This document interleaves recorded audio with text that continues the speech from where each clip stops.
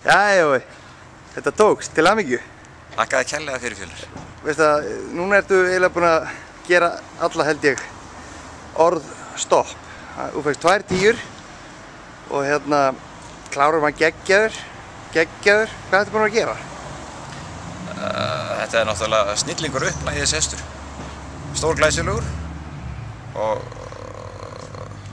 gangtegund tölt náttúrulega meiri háttar góð og hérna það bara svo margir þættir í þessum hesti sko, sem eru svo góðir. Þess vegna það mögulegt. Já, en þú ert búin að liggja eitthvað yfir honum og gera eitthvað. Viltu uppljóstra einhverju fyrir okkur? Við erum bara, hvað gerir maðurinn sem hinir gera ekki? Ég veit ekkert hvað ég er að gera. Jú, ég bara reyna ekki. Ég reyni bara að hafa hann góðinn í beisli, það er eina sem ég er eldast við. Já, og hann er það?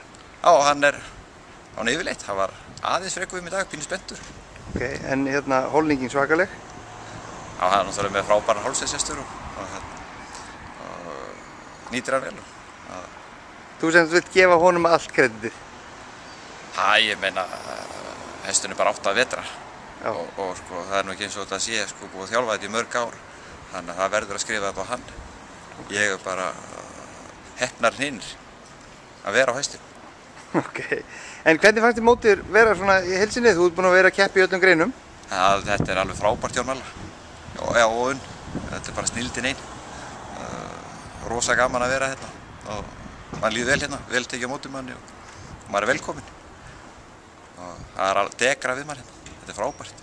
Já, en hestakosturinn á mótinu sjálfu, hvernig fannst þér hann? Hestakosturinn er náttúrulega rosalega góður.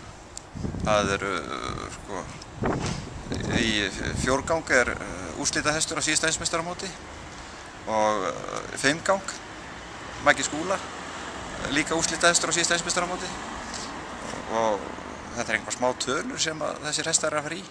Maggi að vinna T2 líka. Já, og sama hesti. Og sama hesti. Hann getur verið sterkur samanlegaður. Alveg feikn.